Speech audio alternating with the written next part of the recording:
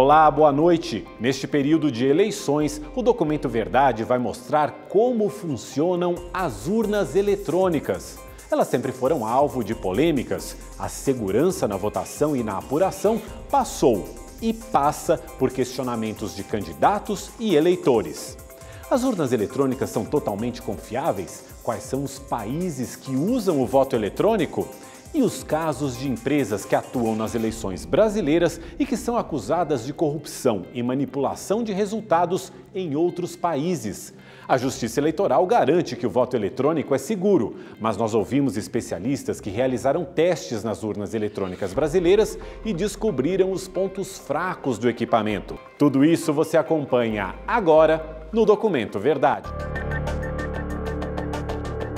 Desconfiança, teorias da conspiração, solicitações de auditorias, pareceres de especialistas e investigações de irregularidades. Tudo isso já chegou à Justiça Eleitoral quando o assunto são as urnas eletrônicas usadas nas eleições brasileiras. Por um lado, nunca houve uma prova cabal de fraude eleitoral. Por outro, técnicos conceituados descobriram pontos vulneráveis nos programas usados nas urnas. Um debate ainda sem vencedores. A Polícia Federal já investigou outras denúncias sobre as urnas eletrônicas. Uma delas foi feita pelo ex-delegado Protógenes Queiroz. Ele disse que não conseguiu se reeleger deputado federal em 2014 por causa de uma fraude. E relatou esse caso aqui na Rede TV em abril do ano passado, numa entrevista à jornalista Mariana Godoy. Fraude nas urnas eletrônicas. Sério? Sério. Fraudes, inclusive, isso dito logo depois, após o resultado ser proclamado, várias pessoas que dizem até que isso é conversa de parlamentar perdedor, né? De que fica dizendo que fulano votou, não votou, mas muitas pessoas confirmaram que votaram em mim e o voto não apareceu na urna. Eu não me dei por satisfeito com aquela situação, me dirigi na época ao doutor André, que era o Procurador-Geral da República, ao doutor Pedro Barbosa Pereira Neto, com meus mapas eleitorais, analisamos nós três no gabinete da Procuradoria Regional da República e nós três ficamos assustados com as coincidências de urnas com 0 voto, aonde tinham eleitores que tinham votado, tinha que ter pelo menos um voto, tinha 0 voto. E muitas urnas, né? Então, o trabalho não foi bem feito de fraude, porque a fraude foi estampada. Imediatamente o Procurador Regional da República, o doutor André, de uma forma competente, chegamos à conclusão que tinha que fazer uma representação de fraude. E essa representação ficou tramitando. Apesar das denúncias, nunca houve comprovação de fraudes em urnas eletrônicas nas eleições brasileiras, inclusive em equipamentos periciados pela Polícia Federal. Essas análises que foram feitas, daquelas denúncias que foram apuradas e que chegaram até a Perícia Criminal Federal, nenhuma delas conseguiu identificar ou logrou identificar que tenha havido alguma fraude. Então, até hoje nós não temos um registro oficial comprovado de uma fraude. Se nenhuma investigação até hoje apontou fraudes, isso significa que o sistema eleitoral brasileiro, total e exclusivamente eletrônico, é 100% confiável? Peritos e especialistas em segurança de dados afirmam que não. A urna eletrônica é um computador feito especialmente para armazenar os votos dos eleitores. Um cabo liga o aparelho à rede de energia elétrica.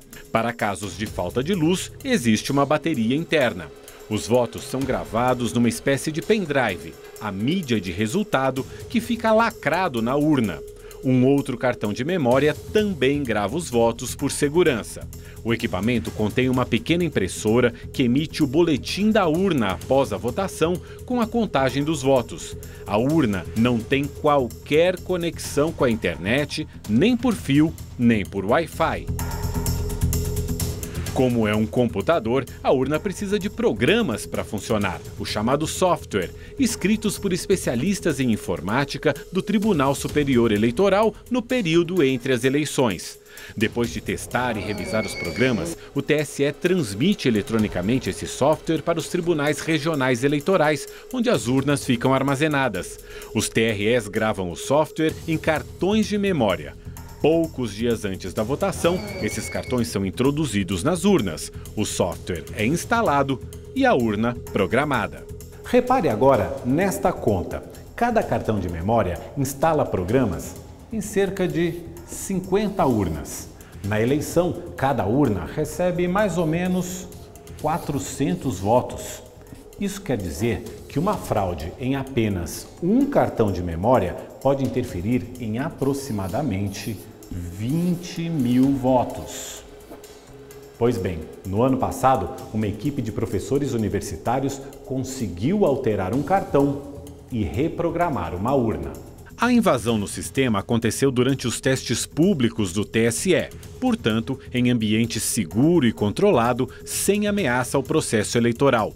A equipe de 4 professores especialistas em segurança de dados foi coordenada por Diego Aranha, da Universidade de Aarhus, na Dinamarca. Veja o que eles fizeram.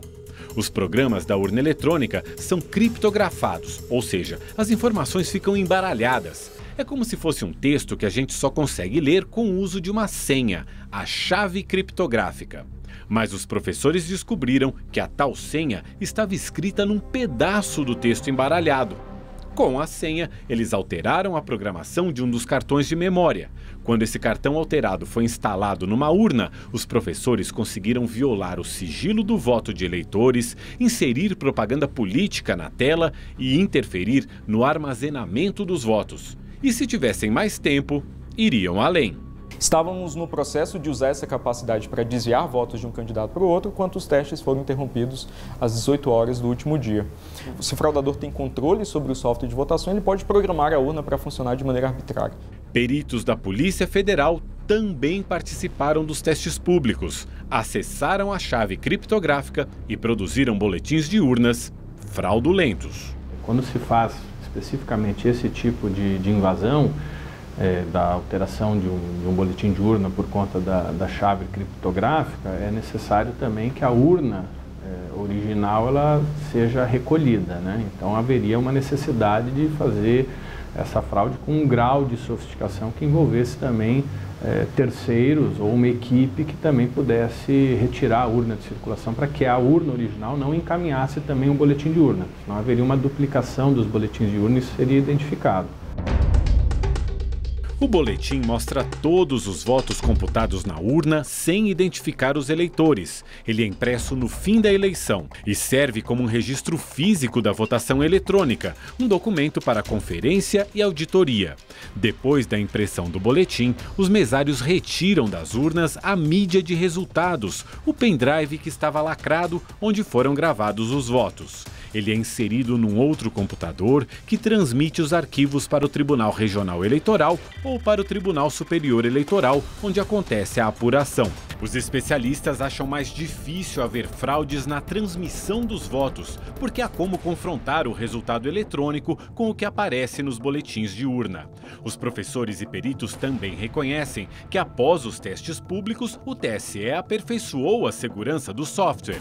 Ainda assim, para eles, a maior vulnerabilidade está na escrita do código-fonte dos programas e nos cartões de memória que inserem esses programas nas urnas. E a fraude teria que contar com a participação de alguém com acesso ao sistema.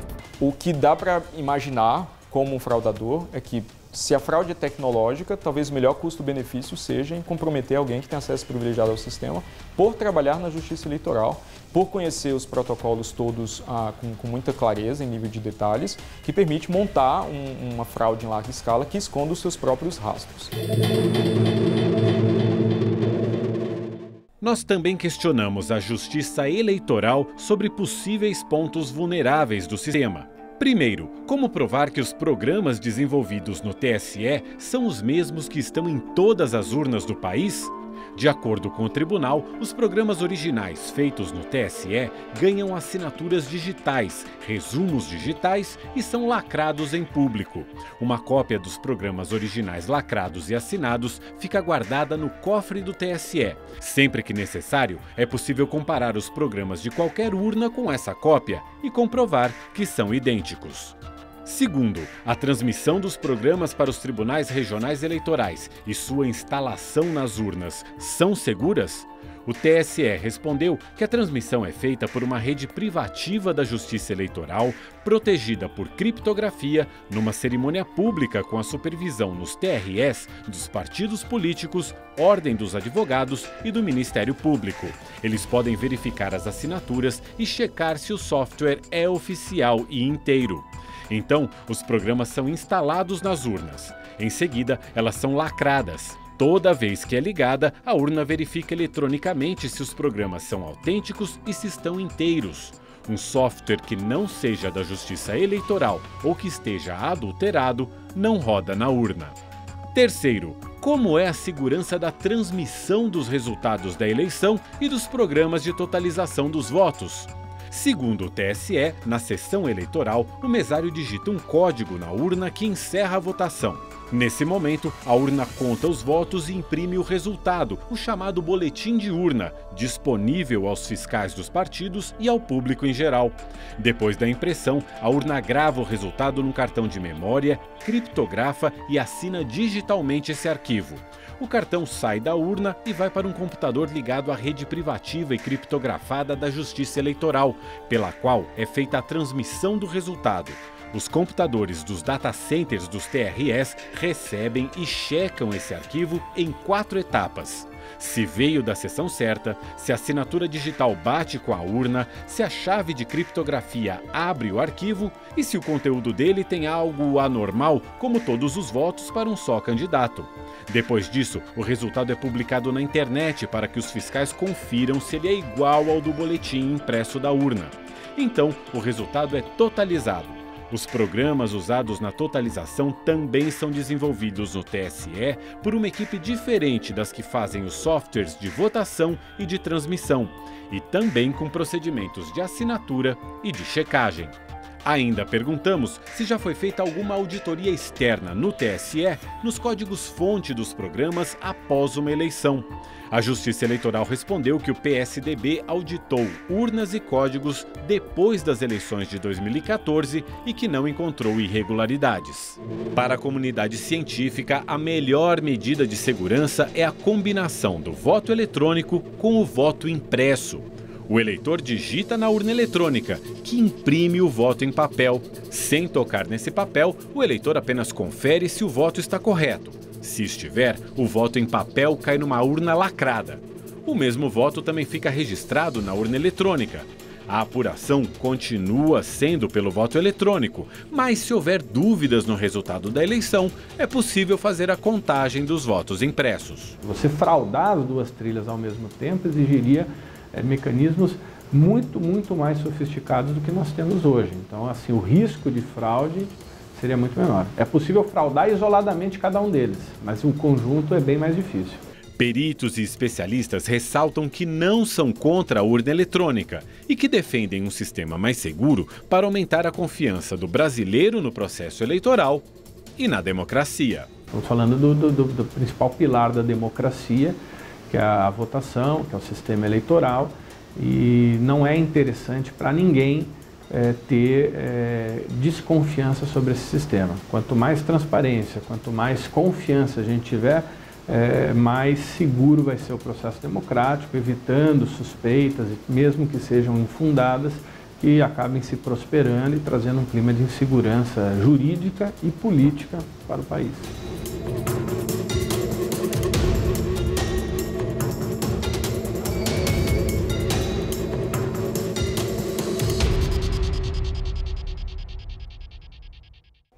Como são as eleições ao redor do mundo? Será que as democracias mais antigas também adotam as urnas eletrônicas? Você vai ver agora casos de empresas que atuam nas eleições brasileiras e que são acusadas de corrupção e manipulação de resultados eleitorais em outros países.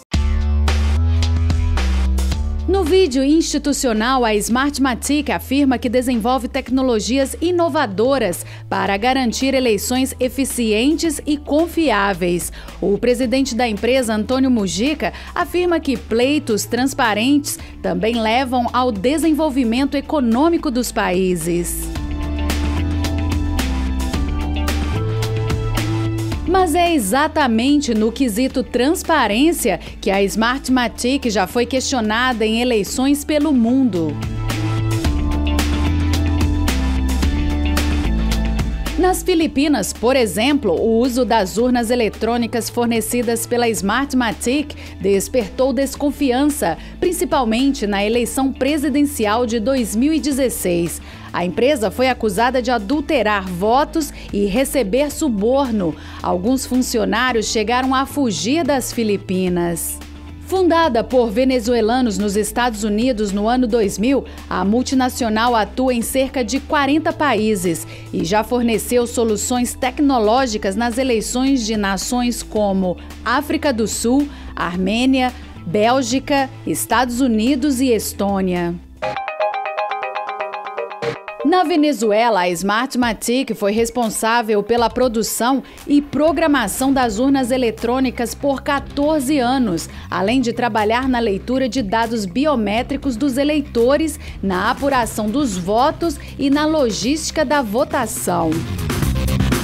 E as polêmicas se acumularam ao longo dos anos. Em 2004, a empresa foi acusada de ser aliada do governo Hugo Chávez. De acordo com uma reportagem da revista Veja, em 2017, militantes chavistas diziam serem capazes de violar o sigilo do voto e saber se o cidadão havia votado ou não contra a revolução. Segundo a publicação, tratava-se de uma mentira, mas por ignorância ou medo, a maioria dos venezuelanos preferia não pagar para ver. Contratos milionários com o governo e até a suspeita de uma sociedade com o próprio Estado venezuelano aumentaram as dúvidas sobre a atuação da empresa no país. O suposto envolvimento com o chavismo fez com que a empresa tivesse que sair dos Estados Unidos e transferir sua sede para Barbados, no Caribe. A composição societária da Smartmatic é formada por uma rede de offshores e apareceu no escândalo Panama Papers, que revelou os segredos dos paraísos fiscais. Embora não seja ilegal, sociedades assim muitas vezes são usadas para omitir os sócios da companhia e esconder capital obtido de forma irregular. Ainda na Venezuela, a maior crise enfrentada pela Smartmatic aconteceu no ano passado, nas eleições para a Assembleia Constituinte. Após a votação, Antônio Mujica reuniu jornalistas em Londres, na Inglaterra, para fazer uma denúncia. Mujica afirmou que o resultado do pleito foi manipulado, contabilizando 1 milhão de votos a mais nas urnas. Um processo foi aberto pelo governo Maduro contra as acusações feitas pela Smartmatic. À época, a oposição, que não participou das eleições, também denunciou o governo chavista. Durante esse pleito, a agência de notícias britânica Reuters divulgou às 5h30 da tarde, no horário local, que mais de 3 milhões de pessoas teriam votado até aquele momento. A Reuters baseou-se nos dados da própria comissão eleitoral, mas 1h30 depois, às 7 horas da noite, as autoridades venezuelanas encerraram a votação, anunciando que mais de 8 milhões de pessoas haviam votado. Isso significa que em 1h30, 4 milhões de pessoas teriam ido às urnas, uma votação muito alta para um curto espaço de tempo. O escândalo na Venezuela repercutiu no Brasil. A Smartmatic atuou nos últimos 3 pleitos no país, em 2012, 2014 e 2016. Mas a participação foi bem diferente do trabalho realizado na Venezuela. A Smartmatic nunca forneceu urnas eletrônicas para o pleito brasileiro. A empresa foi responsável pela comunicação de dados via satélite, especialmente para transmitir o resultado de votações em regiões remotas no norte do país, onde não existe acesso à internet. Também foi contratada para instalar urnas em sessões eleitorais. Segundo o Tribunal Superior Eleitoral, mesmo tendo manipulado peças como baterias, a Smartmatic jamais teve acesso ao software, os programas que fazem as urnas funcionarem. O TSE também informou que há protocolos de segurança que impedem fraudes na transmissão dos dados das urnas por satélite. Em 2017, a Smartmatic anunciou o fim de suas operações em território venezuelano. A sede foi transferida para a região central de Londres, aqui na famosa Baker Street. E é nesse prédio que a empresa está instalada. Nós tentamos falar com o presidente da Smartmatic. Nossa equipe chegou a entrar no prédio, mas sem sucesso. Nossa produção questionou a empresa sobre a segurança das eleições brasileiras. Em nota, a Smartmatic explica que o voto manual é mais fácil de fraudar do que o eletrônico. Fala dos benefícios da tecnologia e do uso de vários protocolos de segurança, como assinaturas digitais e criptografia. Também cita a possibilidade de ataques externos, como de hackers e invasões internas, mas ressalta que tem tecnologia para neutralizar essas ameaças. A nossa equipe também tentou contato com ex-funcionários da Smartmatic que ainda moram na Venezuela. Nenhum deles quis dar entrevista, sob a alegação de terem assinado acordos de confidencialidade. Uma outra empresa que presta serviço à Justiça Eleitoral brasileira também se envolveu em escândalos no exterior. Em 2013, a Diebold aceitou pagar multa de 48 milhões de dólares nos Estados Unidos para encerrar processos civis e criminais. Neles, a empresa era acusada de distribuir propinas para vencer concorrências na China, na Rússia e na Indonésia. A Diebold é fabricante de máquinas de pagamento e caixas eletrônicos. No Brasil, a companhia é a responsável pela fabricação das urnas eletrônicas há 20 anos. Nossa produção procurou a empresa, mas até o fechamento dessa reportagem não recebemos nenhuma resposta. Apenas uma minoria de nações utilizam o voto eletrônico atualmente. De acordo com o Instituto Internacional para a Democracia e Assistência Eleitoral em Estocolmo, na Suécia, cerca de 30 países usam o sistema em eleições locais, nacionais e municipais. Nos Estados Unidos, a maioria dos estados usa a cédula de papel. Apenas alguns utilizam o voto eletrônico. 7 países, entre eles Itália, Alemanha e Noruega, que um dia usaram o voto eletrônico, não utilizam mais.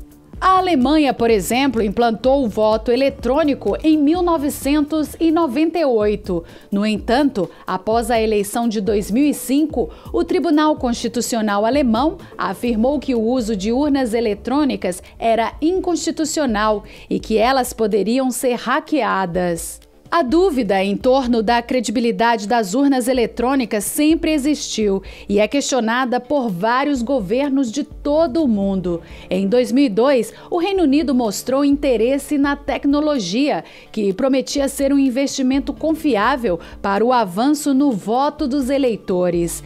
Os ingleses chegaram a adotar a ideia e por alguns anos fizeram testes, mas desistiram por acreditarem em possíveis fraudes na apuração dos votos. Mesmo sem uma tecnologia avançada que permita que o resultado eleitoral seja divulgado em poucas horas, o Reino Unido ainda prefere manter a velha cédula de papel e garantir que o voto permaneça secreto, mas que a contagem desses votos seja pública.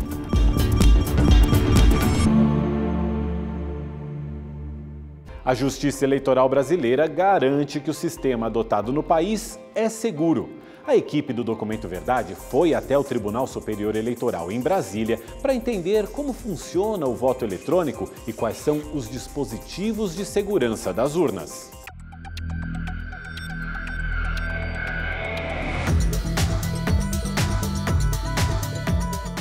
Até 1995, os eleitores assinalavam com um X em uma cédula de papel o candidato escolhido. Como tudo era manual, a apuração consumia horas, dias e até semanas. Os questionamentos de fraude eram comuns. As principais reclamações sobre irregularidades incluíam preenchimento de cédulas com votos em branco em favor de um candidato e votos nulos interpretados ao gosto de quem fazia a leitura. A subtração e inclusão de cédulas também eram corriqueiras. Em 1996, a urna eletrônica apareceu como uma revolução. Mas apenas um terço dos eleitores usou a máquina naquele ano. Em 2000, veio a informatização total e, além de serem acessíveis a deficientes visuais, as urnas eletrônicas trouxeram agilidade para a divulgação do resultado das eleições. A partir da informatização do voto, a contagem passou a terminar no mesmo dia do pleito. Era também uma aposta para garantir a lisura das eleições. As urnas eletrônicas, porém, nunca tiveram a aprovação unânime dos brasileiros.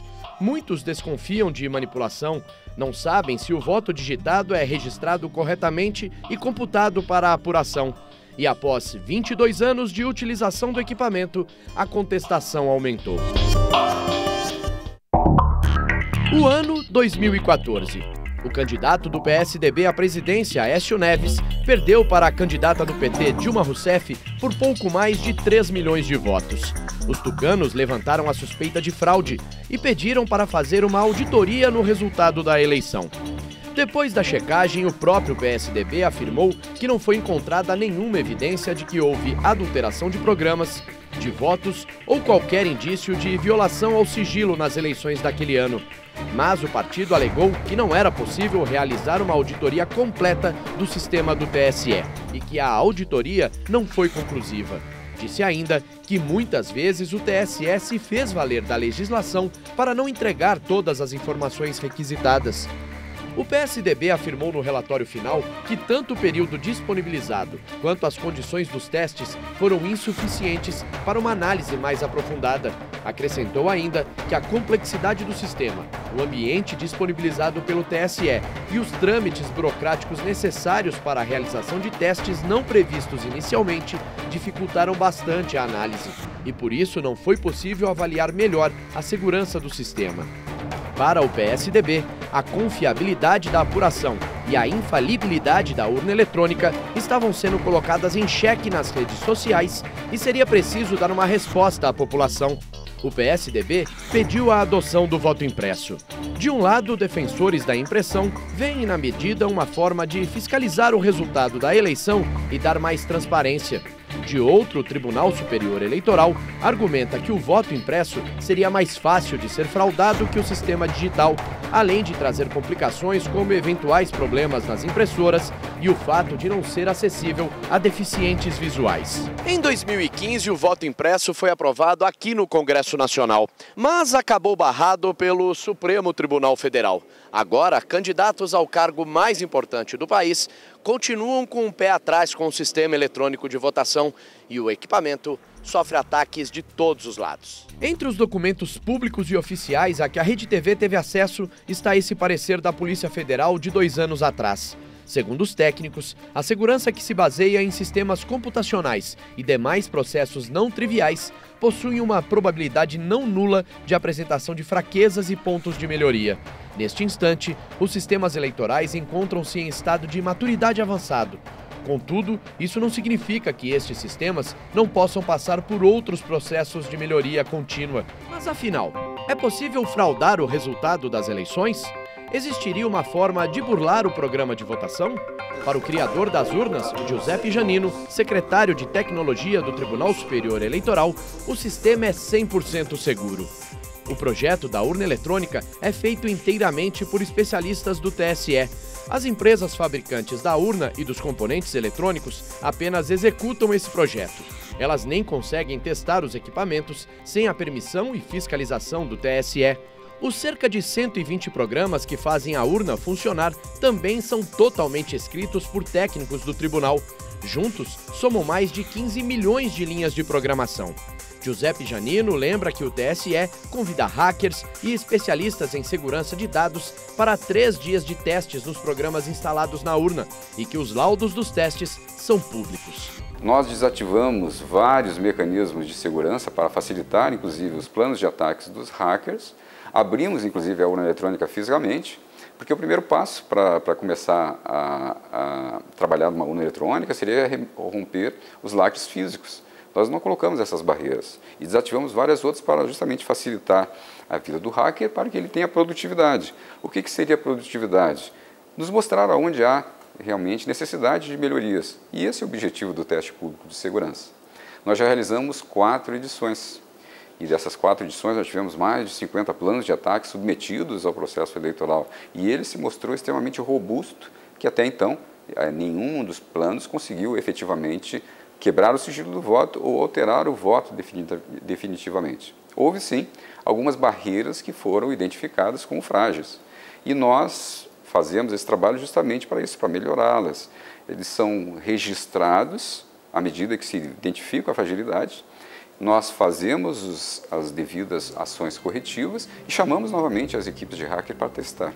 É um processo extremamente eficiente, eficaz, que tem vários atributos positivos. Primeiro, mostra a maturidade do sistema, porque se o sistema não fosse robusto o suficiente, facilmente essas equipes conseguiriam atingir o objetivo de quebrar o sigilo ou alterar votos. Giuseppe nos leva para conhecer os setores que desenvolvem os programas e fazem o monitoramento para a segurança do voto e das urnas. Para o funcionamento da urna eletrônica, existe toda uma programação, um conjunto de palavras e símbolos com instruções de como eles devem ser executados. É o chamado código-fonte, que não deve funcionar fora da urna. O TSE disponibiliza o código-fonte por um período de 6 meses antes da eleição para a inspeção de partidos e especialistas. A gravação desse código nos cartões e a instalação deles nas máquinas de votar são realizadas em cerimônia pública, que pode ser acompanhada por qualquer cidadão. Na cerimônia, os programas são assinados por meio de certificados digitais e também é gerado o resumo digital. Para o TSE, ele é o atestado de que os programas não sofreram alterações depois da gravação. O resumo digital e uma cópia do código-fonte ficam armazenados na sede do tribunal em Brasília para eventuais auditorias. Eles serviriam como prova, por exemplo, de que o código-fonte é igual em todas as urnas do país. Nas eleições deste ano, serão 556 mil urnas eletrônicas distribuídas em 480 mil sessões eleitorais. Nós estamos aqui na sala cofre, onde ficam guardados os códigos-fonte utilizados nas urnas eletrônicas. Ela é considerada tão segura que foi projetada para aguentar terremoto, radiação, inundação e incêndio. Para entrar no local só com uma senha e as digitais de 2 servidores do TSE. Mesmo com todo esse esquema de segurança, a votação 100% digital do Brasil dá margem a teorias da conspiração. Em resposta, numa conversa com jornalistas, no intervalo de uma sessão do Supremo Tribunal Federal, a presidente do TSE, ministra Rosa Weber, defendeu a segurança do processo eleitoral. Temos 22 anos de utilização de urnas eletrônicas. Não há nenhum caso de fraude comprovada. As pessoas são livres para expressar a própria opinião, mas quando essa opinião é desconectada com a realidade, nós temos que buscar os dados da realidade. Eu posso te dizer que, para mim, presidente do Tribunal Superior Eleitoral, as urnas são absolutamente confiáveis. Nós recebemos autorização do Tribunal Superior Eleitoral para ter acesso ao código-fonte e fazer uma checagem no sistema eletrônico de votação. Mas como o prazo para a verificação pública do sistema terminou no dia 5 de setembro, essa auditoria terá que ser realizada numa sala monitorada e não poderemos registrar nenhuma imagem e nem fazer anotações dentro deste local. Nós vamos acompanhar um especialista na área de segurança da informação que vai fazer a análise dos dados.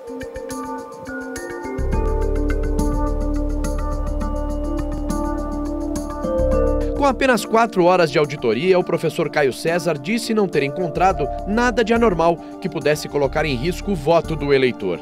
o eleitor pode se sentir tranquilo, sim, do ponto de vista que precisaria de um número muito grande de indivíduos, quase que praticamente a população inteira querendo violar a eleição para que ela fosse violada. Eu imagino que esse não é o interesse da população, a eleição vai sim ocorrer de forma segura, dado que a tecnologia usada vai ser essa que a gente viu hoje. Para tentar dar mais transparência ao processo eleitoral, o TSE publicou uma resolução que prevê auditoria para verificar a integridade da urna no dia da votação. Por amostragem, os tribunais regionais vão selecionar urnas aleatoriamente para serem testadas durante o pleito. O Tribunal Superior Eleitoral também planeja divulgar na internet os códigos que compõem o sistema da urna eletrônica para inspeção do público. A expectativa é de que isso seja possível antes das próximas eleições majoritárias, em 2022.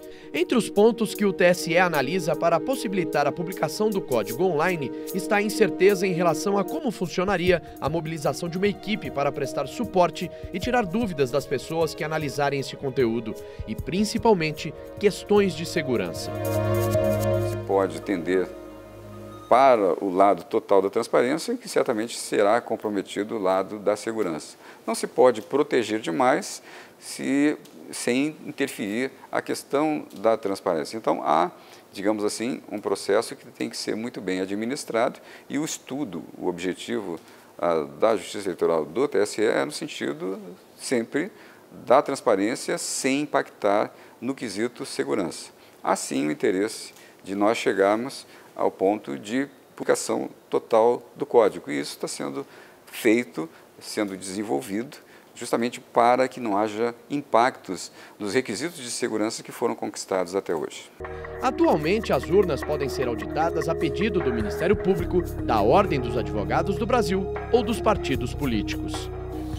As urnas eletrônicas são totalmente confiáveis. Os sistemas são abertos à auditagem para todos os partidos políticos 6 meses antes da eleição, também para o Ministério Público e para a Ordem dos Advogados do Brasil. Pela primeira vez na história do Brasil, nós vamos ter observadores internacionais. A OEA está acompanhando as eleições brasileiras. As urnas eletrônicas brasileiras são totalmente confiáveis e são gerações de presidentes que por lá passaram, desde quem iniciou o projeto, o ministro Carlos Veloso. O debate sobre a segurança da votação eletrônica não se encerra com as eleições deste ano. É o que diz o engenheiro Amilcar Brunazzo Filho, um dos técnicos que auditaram as urnas a pedido do PSDB. Ele conversou por Skype com o repórter Mauro Talhaferri. Amilcar, uma delegação da Organização dos Estados Americanos acaba de atestar a segurança do sistema eleitoral eletrônico brasileiro. Você concorda com esse parecer? Olha, ontem nós apresentamos uma manifestação, uma nota de esclarecimento assinada por 5 técnicos que participaram da auditoria das urnas eletrônicas de 2014, porque o chefe da delegação da OEA havia dito que a auditoria teve pleno sucesso e isso demonstrava que o sistema eleitoral brasileiro dava para ser auditado. E como não é essa verdade, o nosso relatório diz o contrário. O nosso relatório da auditoria de 2014 diz que o TSE não permitiu que a auditoria se desenvolvesse a contento, de maneira que foi inconclusiva a perícia. Nós entregamos, então, uma nota de esclarecimento à OEA solicitando que eles considerassem que eles estavam usando o nosso relatório de maneira imprópria, né? Porque a auditoria de 2014, que foi feita sobre o sistema eleitoral, não pôde ser efetuada de maneira clara porque a Justiça Eleitoral não permitiu. Amilcar, alguém alguma vez já conseguiu fazer uma auditoria começo, meio e fim no sistema eleitoral brasileiro, nas urnas eletrônicas brasileiras? Não. Eu acompanho, eu tento fazer esse procedimento de auditoria desde o ano 2002, quando eu fui a primeira vez indicado por um partido político acompanhar o desenvolvimento dos sistemas. E lá para cá, toda vez que a gente tenta fazer alguma coisa, todo o trabalho que a gente tenta fazer é bloqueado pelas recomendações ou pelas resoluções que a Justiça Eleitoral impõe, que o administrador eleitoral impõe, né? Então a gente só pode fazer o que eles permitem, nunca a gente pode fazer o que a gente quer como auditor. Então a gente não tem como afirmar de modo conclusivo se o sistema é seguro ou se ele não é seguro, nem para um lado nem para o outro. Não existe uma conclusão, é isso que a gente pode... É exatamente essa conclusão da auditoria de 2014. O que a gente fala é o seguinte, a parte da totalização, transmissão e totalização, que é a etapa final do processo eleitoral, esta dá para fazer auditoria e nós fizemos auditoria em 2014 e dissemos que não houve problema. Agora, a primeira etapa, que é a coleta e registro dos votos e depois a soma dos votos, que gera aquele boletim de urna, toda essa primeira etapa ocorre nas urnas eletrônicas. Essa etapa não pode ser auditada, a Justiça Eleitoral não permite, ela não imprime o voto para que a gente possa fazer uma auditoria contábil e não permite uma auditoria do software eficaz, eficiente. Então a conclusão é que não dá para concluir nada, não tem como afirmar que as urnas eletrônicas funcionam corretamente.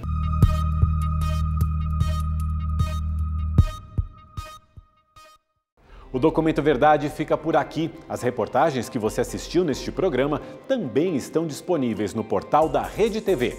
Até o próximo programa. Boa noite.